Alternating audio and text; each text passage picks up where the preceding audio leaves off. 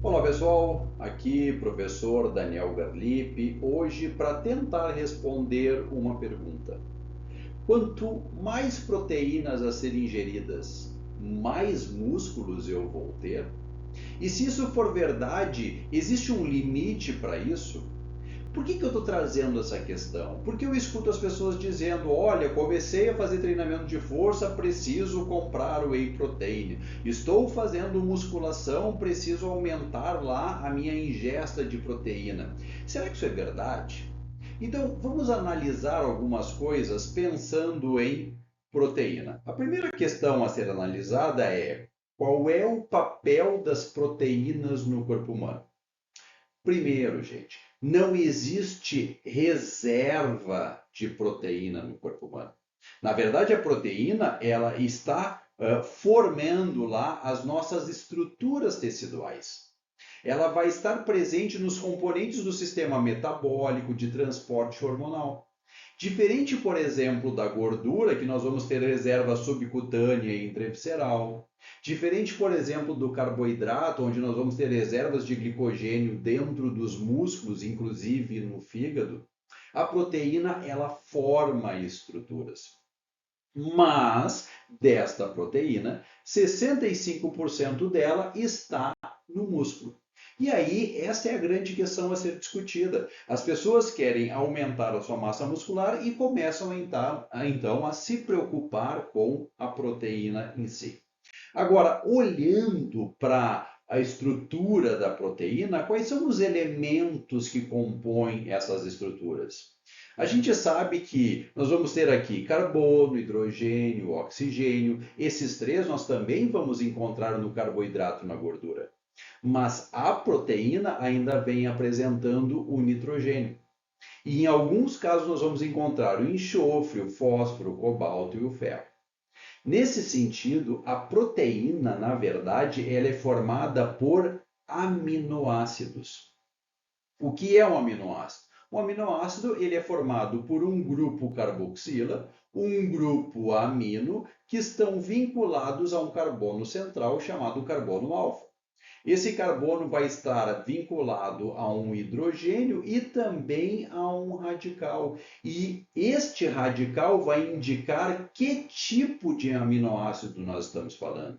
E mais do que isso, os nossos aminoácidos são de dois tipos: os essenciais e os não essenciais. Os não essenciais, o nosso próprio corpo fabrica. Porém, os essenciais precisam estar presentes na nossa alimentação. Pensando nisso, nós temos que começar a pensar assim: bom, ok, mas onde eu vou encontrar estes aminoácidos essenciais? E aí a gente entra com um novo conceito. E que conceito é esse? De valor biológico. O que é o valor biológico? É identificar uma proteína que consiga nos suprir a maior quantidade de aminoácidos essenciais. E o que a gente sabe? Que os alimentos proteicos de mais alta qualidade provêm de fontes animais. Porém, os alimentos proteicos vegetais, a gente vai encontrar lá, né, proteína nas lentilhas, no feijão, nas ervilhas secas, nozes, cereais. Eles são incompletos, ou seja, eles não apresentam uma grande quantidade de aminoácidos essenciais. Isto não quer dizer que seja ruim. Isto quer dizer que, se nós conseguirmos fazer uma combinação adequada de alimentos proteicos vegetais, nós vamos poder ter uma nutrição adequada. Porém, eles não vão ter essa grande quantidade de aminoácidos essenciais, como tem, por exemplo, os alimentos proteicos. E a gente tem que começar a pensar assim: tá, mas e quanto tem de proteína em cada alimento? E aí eu trago aqui uma informação bem interessante. Por exemplo, em cada 100 gramas de proteína da carne, nós vamos encontrar de 20 a 30 gramas de proteína. A cada 100 gramas de ovo, nós vamos encontrar 13 gramas de proteína. A cada 100 gramas de peixe, nós vamos encontrar de 20 a 25 gramas de proteína. No frango, 100 gramas tem 25 a 30 gramas de proteína. no feijão de 6 a 8 gramas de proteína, no queijo de 20 a 30 gramas de proteína e em cada 100 gramas de grão de bico nós vamos encontrar de 6 a 8 gramas de proteína.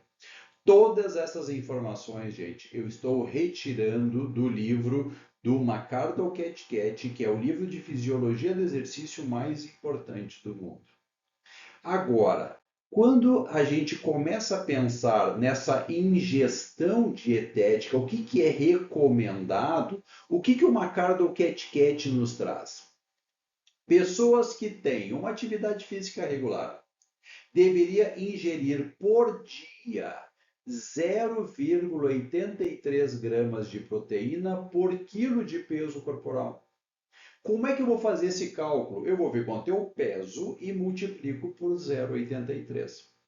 Agora, o que o McArdle Cathcart nos traz? De que o treinamento intenso exige uma maior quantidade de proteínas. Nesse sentido, ele sugere que fique entre 1,2 e 1,8 gramas de proteína por quilo de peso corporal. Agora, quando a gente começa a olhar então essa massa magra, o grupo do Brad Schoenfeld, ele pensou o seguinte, bom, tá, mas qual é o limite para isso? Porém, antes, eu quero trazer mais uma informação de que os lactentes e as crianças, elas precisam ter um aumento dessa ingesta, em torno de 2 a 4 gramas por quilo de peso corporal. E as mamães, quando estão gestando, precisam ter um aumento de em torno de 20 gramas durante a gestação. Inclusive, quando elas estão amamentando, elas precisam ter um aumento de em torno de 10 gramas de ingesta de proteína. Agora sim, agora eu quero trazer o que este artigo está nos querendo dizer. E, gente, claro, é um artigo aqui, né, do Brad Schoenfeld, que é um dos caras que mais entende e estuda hipertrofia no mundo. Esse artigo, ele fala sobre o quê? Ele é uma revisão sistemática com meta-análise e com meta-regressão. Ou seja, um artigo muito bem elaborado, pensando o seguinte, do efeito dessa suplementação proteica nos ganhos de massa muscular e força, induzidos pelo treinamento de força em adultos saudáveis. Qual é a pergunta que eles querem responder? Existe uma ingestão proteica a partir da qual a suplementação proteica deixa de proporcionar benefícios mensuráveis no aumento de massa muscular e na força? Para isso, o que eles fizeram? Eles chegaram a 49 estudos, todos eles ensaios clínicos randomizados, que tinham como lógica mais do que 6 semanas de acompanhamento. Esses artigos foram coletados de 17 países e foram publicados entre 1962 e 2016. E quando a gente olha o número, então, de participantes nesse conjunto de artigos, chegou-se, então, a 1.863 participantes. E olha que interessante. Olha que resposta bacana. Eles chegaram a um número. Que número é esse? 1,6 gramas por quilo de peso corporal é o ponto no qual qualquer ingesta superior não modificaria os aumentos de massa muscular e os aumentos de força. Nesse sentido, os próprios autores trazem a seguinte informação, que a suplementação proteica, além de uma ingestão diária total de proteína de aproximadamente 1,6 gramas por quilo de peso corporal dia, durante o treinamento de força, então pessoas que treinam, né, não proporciona benefícios adicionais em termos de ganho de massa muscular ou força. Ou seja, gente, um artigo muito bem estruturado, muito bem organizado, que nos traz uma resposta bem pontual em termos de necessidade de ingesta proteica. Nesse sentido, claro, eu vou deixar aqui aquela minha dica. E qual é ela? De que a ingestão de proteínas, ela vai ajudar, claro, mas ela vai ajudar até certo ponto. Ou seja, exagerar na proteína não é um sinônimo de mais hipertrofia. Ok? Sendo assim, fico por aqui e imagino que eu tenha conseguido responder para vocês esta grande pergunta. Fica um grande abraço e até breve.